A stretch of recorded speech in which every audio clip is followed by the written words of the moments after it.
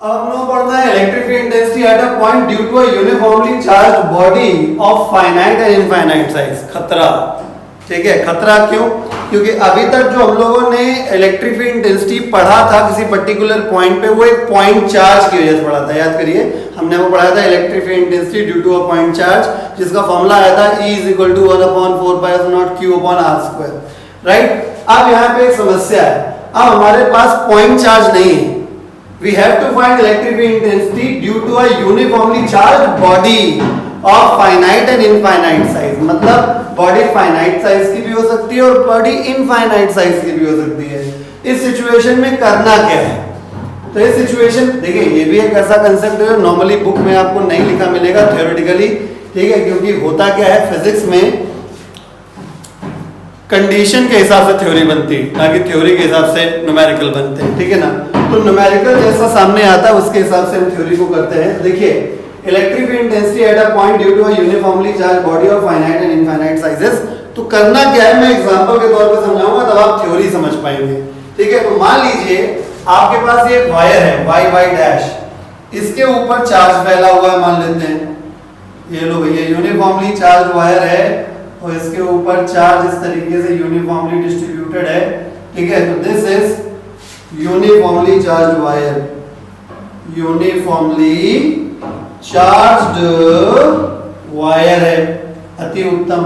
और हमें कुछ डिस्टेंस, जैसे ये डिस्टेंस सपोज x दे दिया गया, इस x डिस्टेंस पे हमको एक पॉइंट P बोला गया जहां पे हमें इलेक्ट्रिक फील्ड इंटेंसिटी निकालनी इस पूरे वायर की वजह से, है ना। तो अब करना क्या है, आपका पहला स्टेप ये होगा कि सबसे पहले आप एक रेफरेंस पॉइंट लेंगे। ये हो गया हमारा रेफरेंस पॉइंट, ये O हमारा एक रेफरेंस पॉइंट। आपकी इच्छा होती है आप कहीं से भी ले सकते हैं, ठीक है। बस आपको इस तरीके से लेना होता है कि कैलकुलेशन आसान रहे। मैं आपको प्रेफर करूंगा कि कोशिश करिए कि रेफरेंस पॉइंट सेंटर पे लीजिए तो कैलकुलेशन करनी आसान रहती है, ठीक है। यानी P पॉइंट जहां पे निकाला था हमने, यहां से परपेंडिकुलर एक लाइन ड्रॉ कर दी, ये हमारा रेफरेंस पॉइंट हो गया। तो ये हो गया रेफरेंस पॉइंट। अब क्या करना है, रेफरेंस पॉइंट से कुछ हाइट लीजिए, x y z कुछ भी मान लीजिए। x तो आपने ये मान लिया तो x आप नहीं मान सकते, तो हमने y हाइट पे हमने एक छोटा सा सेगमेंट काट लिया। अब सेगमेंट क्यों काटा, मेरी बात को समझिएगा। अगर कोई लाइन बनती है तो इनफाइनाइट नंबर ऑफ पॉइंट से बनती है, राइट। ओके, हम एक लाइन को क्या कहते हैं, line is an arrangement of straight arrangement of infinite points. वही मैं यहाँ पे मान के चलता हूं कि ये जो पूरी चार्ज बॉडी है वो बहुत छोटे छोटे चार्जेस का एक कॉम्बिनेशन है। यानी मैंने y हाइट पे ये छोटा सा चार्ज देखा, जिसको मैं लिखूंगा कि ये dq चार्ज है, और ये कितनी थिकनेस में मौजूद है, dy थिकनेस। नहीं समझे, मतलब आपको वही वेरिएबल d के साथ लेना है जितना आपने माना, ठीक है। तो you have assumed a very small charge dq, जिसका फिलहाल थिकनेस कितना है, dy है।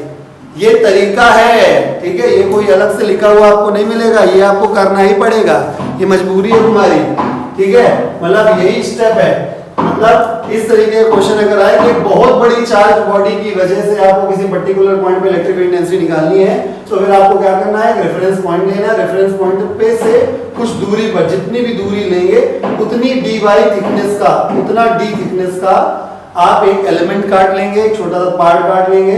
तो अगर टोटल चार्ज इसमें q है सपोज, ठीक है, अब मान लीजिए टोटल चार्ज इसमें q था, तो इतना जो चार्ज बचेगा वो कितना हो जाएगा, dq हो जाएगा। अब इस dq चार्ज की वजह से इस p पॉइंट पे इलेक्ट्रिक फील्ड इंटेंसिटी हम लोग पहले निकालेंगे। अगला स्टेप ये है। तो सबसे पहले मैंने आपको क्या बताया था इलेक्ट्रिक फील्ड इंटेंसिटी निकालने में, जिस जगह पे इलेक्ट्रिक फील्ड इंटेंसिटी निकालनी है सबसे पहले उस पॉइंट को उस चार्ज से कनेक्ट कर दीजिए।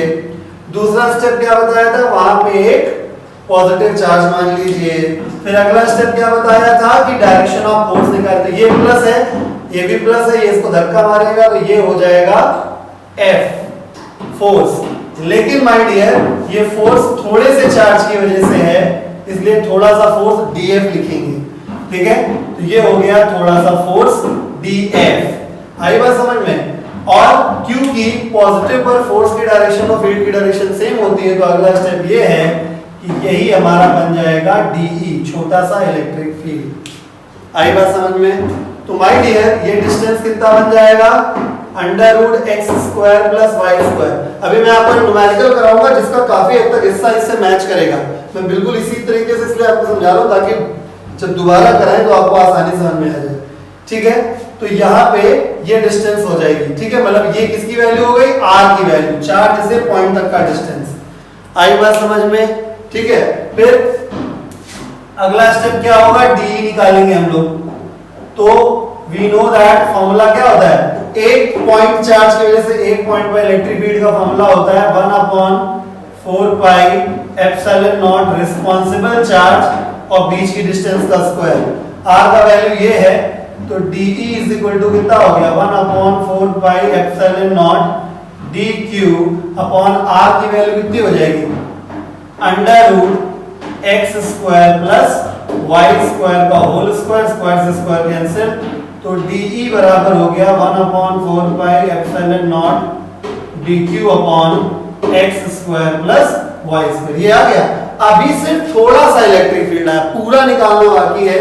तो फाइनल स्टेप क्या होता है, ठीक है, नाउ अब फाइनल स्टेप ये होगा कि अगर आपको P पर टोटल इलेक्ट्रिक फील्ड निकालनी है तो आपको इंटीग्रेट करना है। ठीक है, क्योंकि देखिए 11th में ही पढ़ाया था मैंने, फिर बता रहा हूं क्या, कि अगर चार्ज अलग अलग है सेपरेटली, ठीक है, तो आप इसकी फील्ड प्लस इसकी फील्ड प्लस इसकी फील्ड कर दीजिए। लेकिन यहाँ पे सारे चार्जेस क्या हैं, जुड़े हुए हैं, ठीक है, एक साथ हैं, एक सीरीज में है, तो आपको इंटीग्रेशन करना पड़ता है। कहां से कहां तक, समझ गए, y डैश से लेके y तक, जो भी प्रॉपर लिमिट होगी हम रख लेंगे और सॉल्व कर लेंगे। यानी इसकी वैल्यू फिर यहां प्लेस करी जाएगी। तो from first EP is equal to y dash to y 1/4 pi epsilon naught dq upon x² plus y²।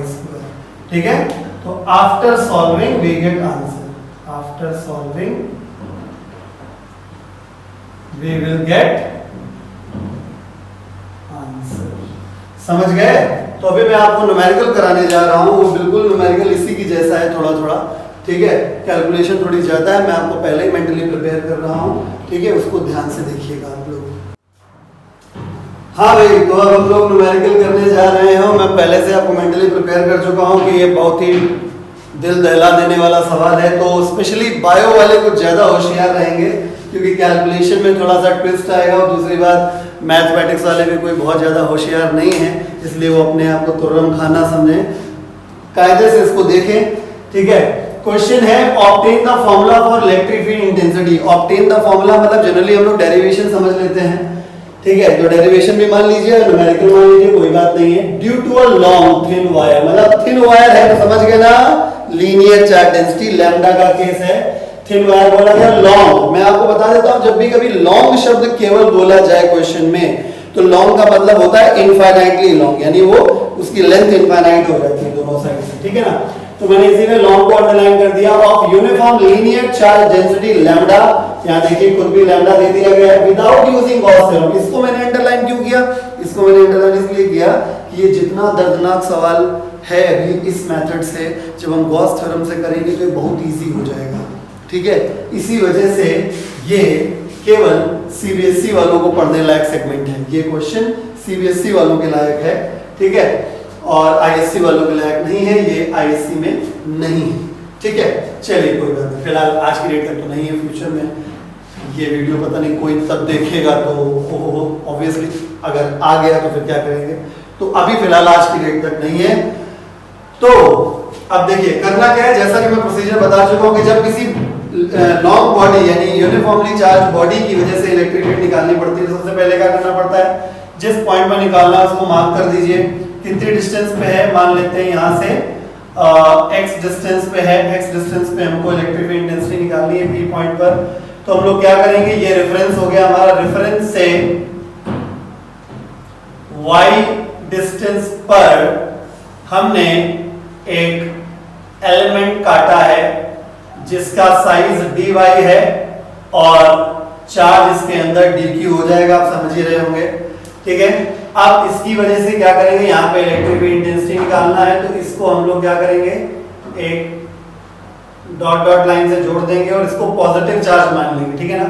ये पॉजिटिव चार्ज है तो ये प्लस चार्ज होगा, ये प्लस चार्ज होगा, इसको रिपेल करेगा तो ये यहाँ पे जो इलेक्ट्रिक फील्ड आएगी, जो इलेक्ट्रिक फोर्स आएगा वो छोटा सा आएगा, तो इसको हम DE, क्योंकि पॉजिटिव में जो फोर्स का डायरेक्शन होता है वही फील्ड की डायरेक्शन होती है, तो उसे हम DE कहेंगे। और फिलहाल हम ये पूरा क्वेश्चन स्केलर फॉर्म में कर रहे हैं क्योंकि वेक्टर फॉर्म में तो और तबाही मचाएगा ये, इसलिए स्केलर फॉर्म में भी हम इसको सॉल्व करेंगे। डायरेक्शन वगैरह बाद में बता देंगे आपको सब, मैं बता चुका हूँ कि स्केलर फॉर्म में भी कर सकते हैं, बस डायरेक्शन अलग से लिखना पड़ता है, नो प्रॉब्लम। तो इतना हो गया, ठीक। अब मैं यहाँ पे एक एंगल मान लेता हूँ थीटा अपने मन से, क्यों? क्योंकि आपको याद होगा मैंने आपसे कहा था कि जब प्रिंसिपल ऑफ सुपरपोजिशन लगाना हो और आपको एंगल के बारे में ना आइडिया हो तो अपने मन से एक एंगल मान लिया जाता है। याद करिए इलेक्ट्रिक डाइपोल की इक्वेटोरियल पोजीशन पे जब मैंने आपको इलेक्ट्रिक फील्ड इंटेंसिटी का फॉर्मूला ड्राइव कराया था, अगर नहीं पता है तो वीडियो देख लीजिएगा जाके, ठीक है। और ठीक है, उसमें मैंने पूरा प्रॉपर्ली डिस्कस किया था, ठीक है। ये तो बार बार तुम अभी नहीं पढ़ पाओगे तो कोई फायदा नहीं है ना। तो थीटा एंगल हमने अज्यूम कर लिया, थीटा अगर ये है तो ऑब्वियसली ये एंगल भी क्या हो जाएगा, थीटा हो जाएगा। अब कंपोनेंट किए जाते हैं इसका, याद है ना आपको? अगर नहीं है तो इस वीडियो को बंद कर दीजिए, तुरंत electric field intensity due to an electric dipole में चले जाइएगा उस वीडियो में, और उसमें जो इक्वेटोरियल पोजीशन है यानी सेकंड हाफ जो है वीडियो का, उसके अंदर आपको मिल जाएगा कंसेप्ट जब हमने कराया है उसके अंदर। तो थीटा एंगल पे जो कंपोनेंट बनेगा वो बनेगा DE cos थीटा और ये हो गया DE sin थीटा, ठीक है। कंपोनेंट करने के बाद ये यूजलेस हो जाएगा। चलिए अब अपनी सुविधा के लिए मैं एक और काम करता हूं, इतनी ही डिस्टेंस पे यानी y ही डिस्टेंस पे मैं एक और एलिमेंट यहां पे कट कर लेता हूं, dy लेंथ का और dq चार्ज का। इससे फायदा ये होगा कि हम जब इसको फिर से ज्वाइन करेंगे ऐसे, है ना, जब इसको ऐसे ज्वाइन करेंगे तो इलेक्ट्रिक फील्ड जो होगी वो ऐसे हो जाएगी, उतनी ही इलेक्ट्रिक फील्ड आएगी क्योंकि उतनी ही डिस्टेंस पे आप ले रहे हो, उतनी ही चार्ज की ले रहे हो, है ना। और ये है ना उतनी डिस्टेंस रहेगी। इस केस में अगर इसको मैं r कह दूं, चार्ज से पॉइंट तक की डिस्टेंस को r बोला जाता है, तो ये r कितना हो जाएगा, √x² प्लस y²। थोड़ा सा पहले मैंने बताया भी था, तो इसके लिए भी r उतना ही हो जाएगा, r √x² plus y²। Getting the point? अब आगे देख लीजिए, ठीक है। तो अगर ये थीटा है तो सिमिलर ट्रायंगल के हिसाब से ये भी थीटा हो जाएगा, ये थीटा है तो ये भी थीटा हो जाएगा। अगर ये थीटा है तो कंपोनेंट भी किए जा सकते हैं, तो देखिए एक कंपोनेंट फिर से इधर आ जाएगा, है ना, क्या हो गया, DE cos थीटा, और दूसरा कंपोनेंट ऐसे चला जाएगा, ये हो जाएगा DE sin थीटा, ये बेकार हो गया, ठीक है। उसके बाद अब आप देख सकते हैं कि DE sin थीटा और DE sin थीटा के बीच में 180 डिग्री का एंगल है, यानी एक दूसरे को कैंसिल करेंगे, यानी ये दोनों कंपोनेंट एक दूसरे को सब्ट्रैक्ट करके कैंसिल कर देंगे, रिजल्ट आ जाएगा 0। और जो इंटरेस्टिंग जो मैं करना चाह रहा था आपको दिखा, वही चीज मैंने दिखाई कि DE sin थीटा कैंसिल होगा, जितनी भी इलेक्ट्रिक फील्ड बचेगी, यानी हर बार क्या होगा, एक चार्ज इधर का एक चार्ज इधर का, कुछ इस तरीके से कॉम्बिनेशन बनाएगा कि वर्टिकल कंपोनेंट्स कैंसिल होंगे, हमेशा हॉरिजॉन्टल ही मिलेंगे। यानी एक बात तो तय हो गई कि टोटल इलेक्ट्रिक फील्ड जो आएगी वो इसी तरफ आएगी, यानी परपेंडिकुलर टू दिस वायर आएगी। अब सवाल उठता है कि टोटल इलेक्ट्रिक फील्ड निकलेगी कैसे? तो now by principle of superposition, मैंने आपको बताया था कि आप क्या करेंगे, प्रिंसिपल ऑफ सुपरपोजिशन में अगर आपको टोटल इलेक्ट्रिक फील्ड निकालनी है तो जैसे देखिए क्या हो रहा है, आपने 2 चार्ज लिए तो 2 बार आया, 3 लेते 3 बार आया, 4 में 2 4 बार आता, 10 लेते 10 बार आता। तो ऐसा कर लेते हैं, एक बार लिख के DE cos थीटा उसको इंटीग्रेट कर देते हैं, कहां से कहां तक, माइनस इनफाइनाइट वायर से लेके प्लस इनफाइनाइट, मतलब इस एंड से लेके इस एंड तक पूरा ले लेते हैं। समझ में आया? अब इसको सॉल्व करना है, और इसको सॉल्व करना ही सबसे टेढ़ा काम है, ठीक है। मैथमेटिक्स जिनकी स्ट्रॉन्ग होगी उनको इजी रहेगा, और जिनकी थोड़ी सी वीक होगी उनके लिए थोड़ा दर्द हो जाएगा। DE क्या है? DE है इस छोटे से चार्ज की वजह से इलेक्ट्रिक फील्ड इंटेंसिटी, यानी किसी एक चार्ज की वजह से किसी एक पॉइंट पे इलेक्ट्रिक फील्ड इंटेंसिटी। तो हम लोग इसको फर्दर कैलकुलेट करना शुरू कर देते हैं। EP is equal to minus integration to minus infinity to plus infinity D का फॉर्मूला 1/4πε0 छोटा सा चार्ज dq और बीच का डिस्टेंस होता है r का स्क्वायर। तो r का वैल्यू आपको दिख ही रहा है, मैं डायरेक्ट लिख रहा हूं। r का स्क्वायर होता है तो r की वैल्यू √x² + y² है, तो इसका होल स्क्वायर होगा, तो स्क्वायर से कैंसिल हो जाएगा। अब क्या बचा cos थीटा। तो cos थीटा देख लीजिए, cos थीटा क्या हो जाएगा, cos theta is equal to base upon hypotenuse. ठीक है, मैं यहां लिख दे रहा हूं cos theta is equal to base is x and hypotenuse is √x² + y²। ये लिखा है। ठीक है, तो मैंने x की वैल्यू अपॉन क्या कर दिया, √x² + y²। नाउ अब आगे क्या करेंगे हम लोग, अब आगे कहानी ये है कि electric field intensity at this point P is equal to integration from -इंफिनिटी टू +इंफिनिटी। ठीक है, 1/4πε0 x into dq upon x² + y² whole power 3/2। इतना आ गया। अब यहाँ पे क्योंकि हमें चार्ज नहीं गिवन है, हमें इस क्वेश्चन में किसके बारे में जानकारी दी गई है, लैम्बडा के बारे में जानकारी दी गई है। ठीक है, तो हम लोग लैम्बडा निकालेंगे। तो because lambda is equal to होता है q/l, तो अगर हम छोटे से पार्ट के बारे में बात करें तो ये हो जाएगा dq/dy, dq/dy हो जाएगा चार्ज अपॉन लेंथ। तो इसका मतलब ये हुआ, इंप्लाइज दैट dq के प्लेस पे लैम्बडा dy लिखा जा सकता है। इसलिए हम electric field at point P is equal to 1/4πε0 क्योंकि कांस्टेंट है, बाहर निकाल लिया। x की वैल्यू देखिए फिक्स होगी क्योंकि पॉइंट अपनी जगह पे फिक्स है, तो ये कांस्टेंट हो गया। इंटीग्रेशन -इंफिनिटी से लेके +इंफिनिटी तक dq की जगह लैम्बडा dy हो गया, और ये x² + y² होल पावर 3/2 हो गया। चलिए अगला स्टेप हम क्या करेंगे, x² से कॉमन करेंगे। देखिए अब एक फायदा होगा उससे, electric field at point P is equal to ये हो गया x/4πε0 -इंफिनिटी से +इंफिनिटी और लैम्बडा की कांस्टेंट है। देखिए यहाँ पे शब्द लिखा है यूनिफॉर्म। याद है मैंने आपको कहा था कि अगर यूनिफॉर्म चार्ज बॉडी है तो लैम्बडा सिग्मा रो कांस्टेंट हो जाते हैं, तो ये लैम्बडा भी बाहर आ सकता है, तो लैम्बडा बाहर आ गया। अंदर बचा है dy। अब नीचे हम लोग क्या करेंगे,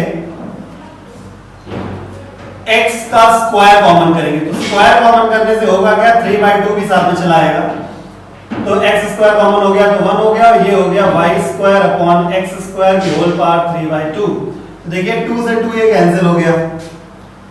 ठीक है, अब अगले स्टेप में हम लोग क्या लिख सकते हैं, electric field at point P is equal to x lambda upon 4πε0। ठीक है, ये देखिए ये x³ है, ये भी नीचे आ जाएगा क्योंकि ये कांस्टेंट है। So this is x³।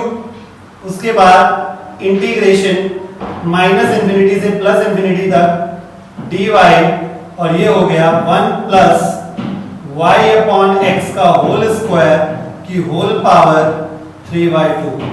चलिए y/x क्या है, y/x यानी परपेंडिकुलर अपॉन बेस यानी कि tan theta. So because y/x is tan theta, therefore बहुत ध्यान समझिएगा, ये स्टेप थोड़ा सा खतरनाक है। therefore electric field at point P is equal to x से इसको काट देंगे तो ये x² बचेगा, तो लैम्बडा अपॉन 4πε0 x²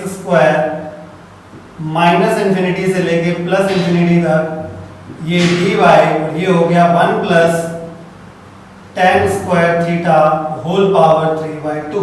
रुकिए, यहां से हम एक चीज और निकालना है, वो क्या, वो ये कि y बराबर x tan थीटा होता है, और अगर हम इसको डिफरेंशिएट कर दें तो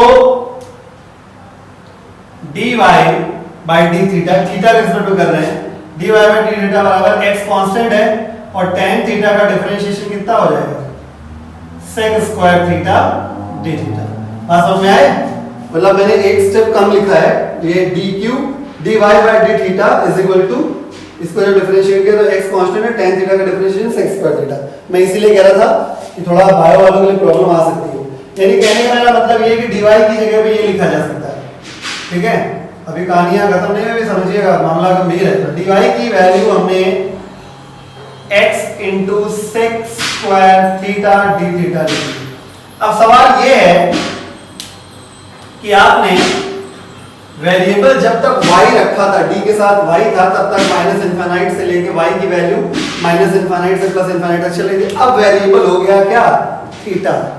तो अब वेरिएबल अगर थीटा हो गया है तो माय डियर आपको लिमिट भी चेंज करनी पड़ेगी। तो थीटा समझिएगा, ऐसे देखिए, अगर आप इस मार्कर को ऐसे रखें और अगर आप इसको ऐसे चलाएं, इनफाइनाइट तक जाते चले जाएं, तो ये मार्कर घूम के कैसा हो जाएगा, इनफाइनाइट पे एकदम ऐसे खड़ा।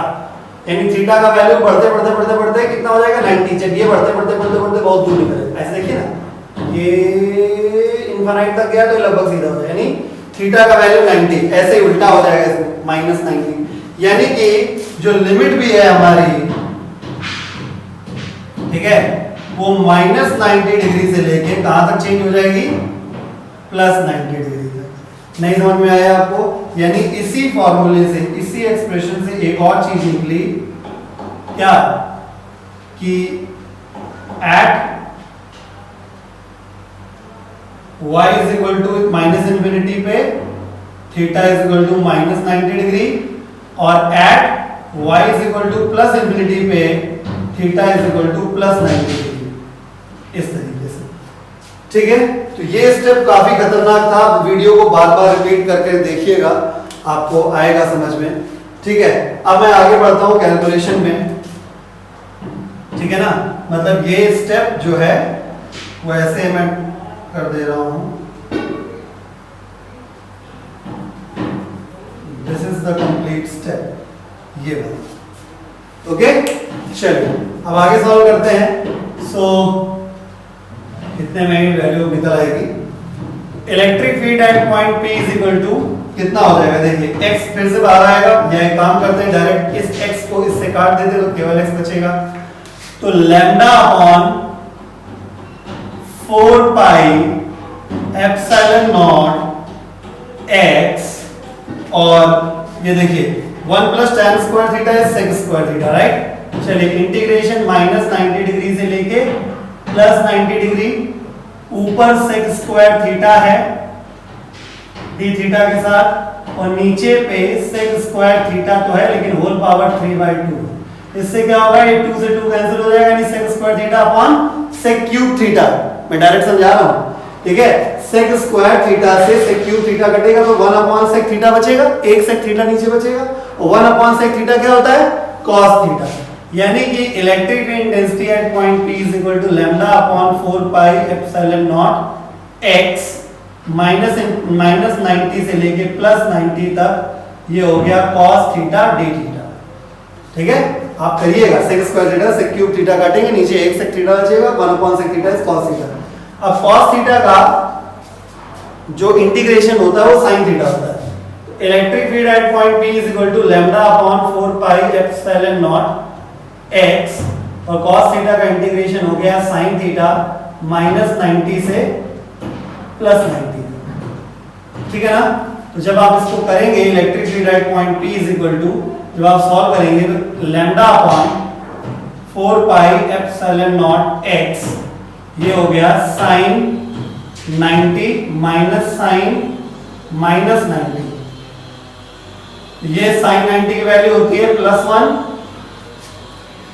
ठीक है, और sin माइनस थीटा है sin थीटा, तो आप इसकी sin माइनस 90 की वैल्यू आप -1 समझ लीजिए, तो -1 और माइनस प्लस हो गया तो 2 आ गया, 2 से इसको 4 को काट देंगे तो अल्टीमेटली आपका फॉर्मूला आ गया लैम्डा अपॉन 2 पाई एप्सिलॉन नॉट x, ये है। तो अभी तक आप अगर इस वीडियो को देख रहे हैं तो आप बहुत ही कद्दावर नेता हैं, है ना। तो ये पूरा डेरिवेशन हुआ। चलिए तो अभी एक क्वेश्चन देख लेते हैं। Charge capital Q is uniformly distributed over a thin ring of radius A, obtain an expression for electric field intensity E eight a point on the axis of the ring. है, पिछले वाले से तो बहुत आसान है, ठीक है। देखिए करते हैं। ये है रिंग जिसके ऊपर चार्ज यूनिफॉर्मली फैला हुआ है चारों तरफ, कोई दिक्कत वाली बात नहीं भैया, फैला रहने दो। इसका रेडियस जो है हमको बता दिया गया है वो A है, और जो चार्ज है वो Q फैला हुआ है, यानी टोटल चार्ज कैपिटल Q है रिंग के ऊपर। अगर हम ये डिस्टेंस को R मान लेते हैं, वैसे R नहीं मानेंगे क्योंकि आपको तो R का मतलब कुछ और पता है, तो हम X मान लेते हैं फिलहाल। और ये वो P पॉइंट है जहां पे हमें इलेक्ट्रिक फील्ड इंटेंसिटी निकालनी है। तो हमेशा की तरह मैंने आपसे क्या कहा था कि जब कोई बॉडी हो चार्ज तो आपको क्या करना है, आपको एक छोटा सा सेगमेंट काट लेना है। मतलब ये है एक छोटा सा सेगमेंट, तो हम DA थिकनेस का सेगमेंट काट लेते हैं जिसका चार्ज कितना है DQ। अब यहां से क्या होगा, इसकी वजह से हम इस जगह पे इसको हम क्या करेंगे, ज्वाइन कर देंगे। जब ज्वाइन कर देंगे तो यहाँ पे फिर प्लस मानेंगे, याद है ना सारे स्टेप्स। प्लस मान के तो ये प्लस को धक्का मारेगा, तो ये इलेक्ट्रिक फील्ड आ जाएगी, हम स्केलर फॉर्म में लेंगे, ठीक है। डायरेक्शन हमने पिछले वाले में बता दी थी आपको, ठीक है। इसमें बता देंगे, पहले डायग्राम में ही दिख जाएगा डायरेक्शन किधर है, ठीक है। तो ये हो गया। फिर अगला स्टेप मैंने क्या बताया था कि अब देखिए यहाँ पे क्योंकि हमें एंगल पता चल नहीं रहा, तो अपने मन से हम एंगल मान लेंगे, थीटा एंगल हो गया, तो ये एंगल भी थीटा हो जाएगा, ये थीटा हो जाएगा, तो ये DE cos थीटा हो जाएगा, और ये कितना हो जाएगा, ये DE sin थीटा हो जाएगा, बिल्कुल प्रीवियस की तरीके, ठीक है ना। और वैसा ही सेम हम इधर करेंगे, मतलब A रेडियस है यहाँ पे, ठीक है। और हम अगेन क्या करेंगे, DA थिकनेस का सेगमेंट काटा है और DQ चार्ज है यहाँ पे। इसकी वजह से भी हम यहाँ पे जब इसको ऐसे लेंगे, है ना, देखते हैं ये चीज, ठीक है। हाँ जी, तो इलेक्ट्रिक फील्ड इंटेंसिटी इधर इसकी इधर आ जाएगी, इधर ही आ जाएगी, ये भी DE होगा सेम वैल्यू। अगर ये थीटा है तो सिमिलर ट्रायंगल के अकॉर्डिंग ये भी थीटा हो जाएगा और ये भी थीटा हो जाएगा। फिर कंपोनेंट करेंगे तो क्या हो जाएगा, DE cos थीटा, ऊपर वाला कंपोनेंट DE sin थीटा। फिर हमेशा की तरह ये कैंसिल क्योंकि जस्ट अपोजिट है, तो क्योंकि सारे कंपोनेंट्स जो आएंगे वो सेम डायरेक्शन में आएंगे, इसका मतलब इलेक्ट्रिक फील्ड जो P की आएगी वो अलोंग द एक्सिस आगे चली जाएगी। इसको मैं इसका सेंटर O कह दे रहा हूं, ठीक है। तो इलेक्ट्रिक फील्ड की डायरेक्शन अलोंग OP वेक्टर होगी, ठीक। अब सवाल है कि डायरेक्ट वैल्यू कैसे निकलेगी, तो बाय प्रिंसिपल ऑफ सुपरपोजिशन। चलिए, तो इलेक्ट्रिक फील्ड P पॉइंट पे जो आएगी वो इंटीग्रेशन ऑफ कितनी आएगी, DE cos थीटा। जैसा कि पिछले क्वेश्चन में भी किया था कि DE cos थीटा को ही जब हम इंटीग्रेट कर देंगे तो पूरे के लिए आ जाएगा, ठीक है। अभी लिमिट में नहीं बता रहा हूं, इस केस में बिना लिमिट के अभी बता देंगे, बिना लिमिट के भी हो जाएगा, मतलब ये बहुत आसान केस है। चलिए, तो DE, अच्छा ये तो आप निकालेंगे, R का वैल्यू कितना हो जाएगा, √x² प्लस a², ठीक है ना।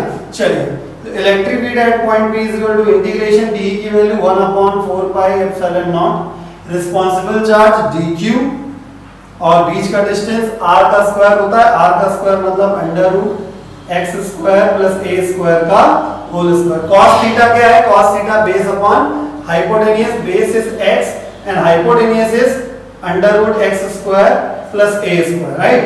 अब electric field at point P is equal to क्या हो जाएगा, 1/4 पाई एप्सिलॉन नॉट, कांस्टेंट है बाहर आ जाएगा, स्क्वायर से अंडर कैंसिल हो जाएगा, x भी सेम है और a भी सेम है, यानी कांस्टेंट है, यानी 1/x²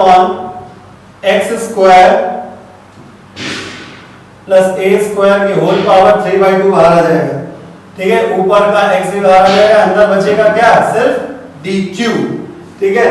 तो चलिए, इलेक्ट्रिक फील्ड बस फॉर्मूला आंसर आने वाला है, यानी 1/4 pi epsilon naught x upon x² plus a² whole power 3/2 integration dq, यानी पूरा चार्ज। भाई dq का इंटीग्रेशन मतलब dq सारे dq ऐड हो जाएंगे तो टोटल चार्ज कितना मिल जाएगा, रिंग का चार्ज मिल जाएगा, नहीं इतने की वैल्यू आ गई q।